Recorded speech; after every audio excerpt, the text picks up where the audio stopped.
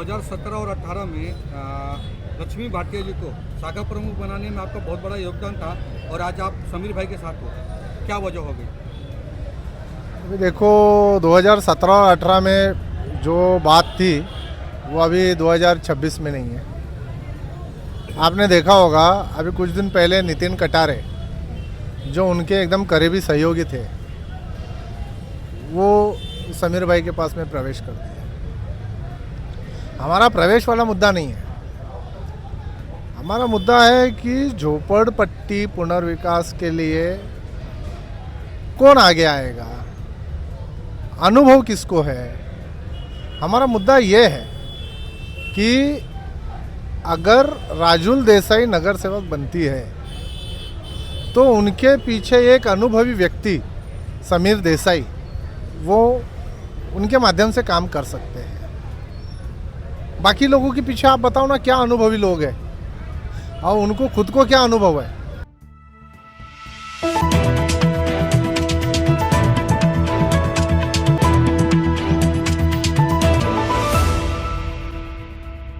उनका कार्य कैसा है? कार्य तो वार्ड क्रमांक 56 पूरा जान रहा है कार्य कैसा है। कार्य क्या, देखो क्या मुझे यहाँ पर किसी के ऊपर वैयक्तिक टिप्पणी करनी नहीं है क्योंकि राजनीति में कोई मित्र नहीं है, कोई शत्रु नहीं है। लेकिन उन्होंने सोचना चाहिए कि हमारे सहयोगी साथ छोड़कर क्यों जा रहे हैं। इसका आत्मचिंतन उन्होंने करना चाहिए। वोटरों को वो लुभा रही हैं कि समीर भाई पलटू है या पलट गए, क्या कहना चाहेंगे इसमें?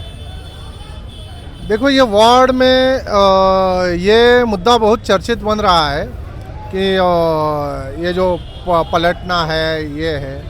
लेकिन संजय आपको एक बात बताता हूँ, इसमें जो सामान्य कार्यकर्ता है ना, जो सामान्य मतदार है ना, उनको इससे पलटने से कोई दिक्कत नहीं है। क्योंकि समीर देसाई कांग्रेस में थे तो भी सामान्य कार्यकर्ता की लाइन उनके ऑफिस में थी। समीर देसाई बीजेपी में थे तभी सामान्य कार्यकर्ता की लाइन उसके ऑफिस में थी। समीर देसाई उबाठा में गए उद्धव बाला साहब ठाकरे ग्रुप में तो भी सामान्य कार्यकर्ता की लाइन थी, और अभी बीजेपी में है तो भी सामान्य कार्यकर्ता की लाइन लगेगी। दिक्कत किसको आ रही है? जो जिनका अपेक्षा भंग हुआ है। 2017 में भी उनके हाथ से टिकट निकला गया और 2026 में भी उनके हाथ से टिकट निकला गया।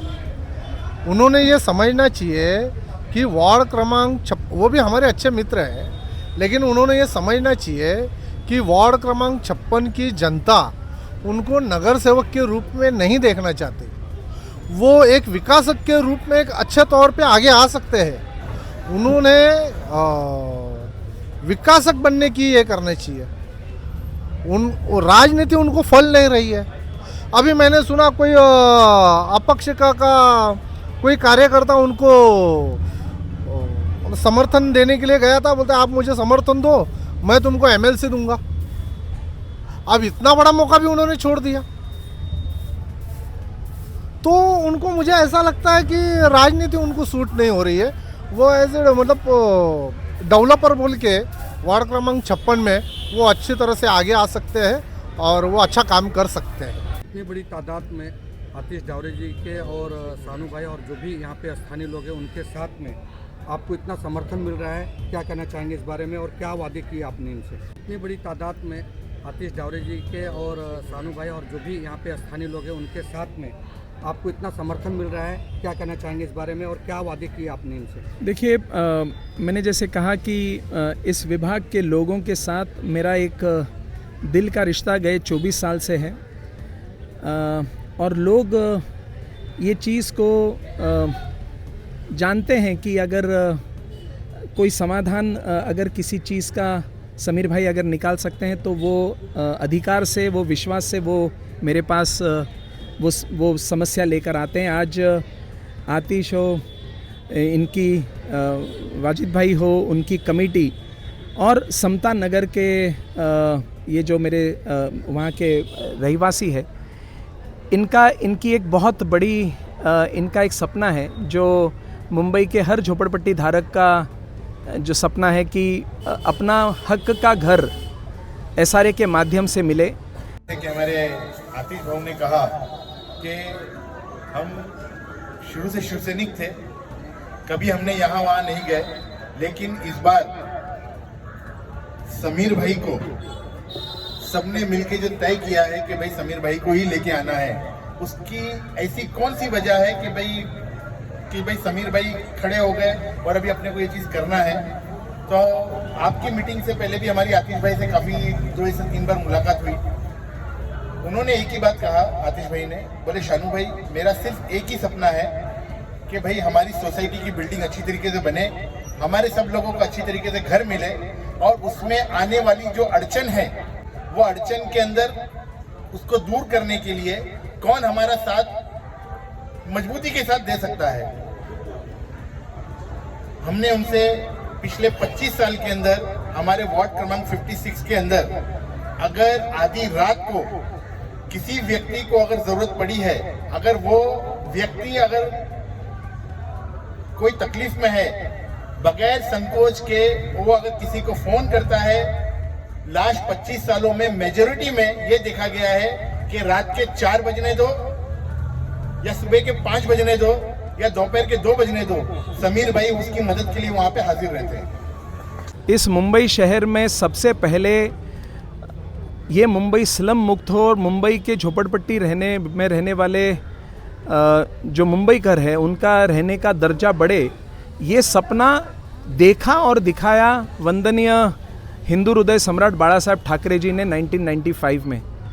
और उसके पश्चात आज ये स्कीम में चेंजेस होते गए। पहले 180 था, फिर 225, फिर 269, आज 305 महारेरा के तहत आज सरकार के माध्यम से घर मिलता है।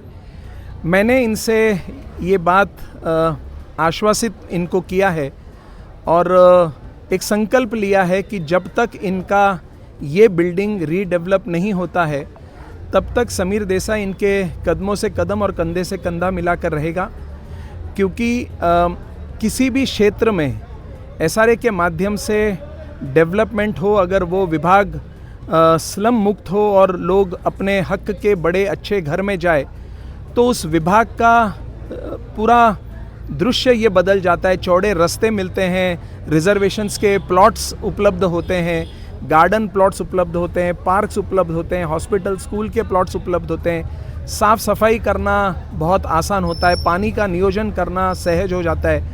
और मैंने एक बात और कही है कि आज भारतीय जनता पार्टी इस देश की, महाराष्ट्र की और मुंबई की सबसे ताकतवर महायुति के रूप से उभर आई है। तो आज इस पार्टी में काम करते हुए ऐसा कोई सरकारी दरवाज़ा नहीं है जो अच्छे काम के लिए, समीर देसाई के लिए या लोगों के लिए खुला नहीं होगा। तो इस पार्टी के, मेरे एसोसिएशन का, इनकी दी हुई ताकत का इन्हीं के लिए इस्तेमाल करते हुए इस रीडेवलपमेंट के काम को जल्द से जल्द शुरू करने का कमेटी के साथ और मेंबर के साथ पूरा प्रयास करूंगा। और मुझे बहुत विश्वास है कि इस चीज़ के लिए हम सफल रहेंगे।